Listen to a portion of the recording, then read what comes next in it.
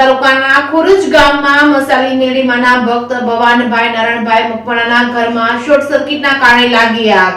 સાણંદ તાલુકાના ખોરજ ગામમાં મસાલી મેળીમાંના ભક્ત ભવાનભાઈ નારણભાઈ મકવાણાના ઘરમાં શોર્ટ સર્કિટના કારણે લાગી હતી આગ। આશરે રાત્રે 2 વાગે ભવાનભાઈ તેમની પત્ની ભૂરીબેન આ બંને ઘરમાં સૂતા હતા ત્યારે ઘરમાં આગ લાગી હતી ત્યારે આ ઘરમાં આગ લાગવાથી બંનેના મૃત્યુ થયા હતા। સાણંદ જીઆઈડીસી પોલીસ સ્ટેશનમાં કોન્સ્ટેબલ તાત્કાલિક પોલીસ ઘટનાસ્થળે પહોંચી હતી અને આ બંનેને સાણંદની સિવિલ હોસ્પિટલમાં પોસ્ટમોર્ટમ માટે મોકલવામાં આવ્યા હતા। ઘરનો સામાન બળીને ખાખ થઈ ગયો હતો। ઘરમાં બહુ મોટું નુકસાન થયું હતું। આમના ઘરના લોકોને સરકાર સહાય આપે તેવી ગામ લોકોની માંગણી છે। આખા ગામમાં શોકની લાગણી છવાઈ છે અને પોલીસે આગળની તપાસ હાથ ધરી છે। રિપોર્ટિંગ બાય અફઝલ ખાન પઠાણ સાથે બહેલોલ મલેક, સાણંદ।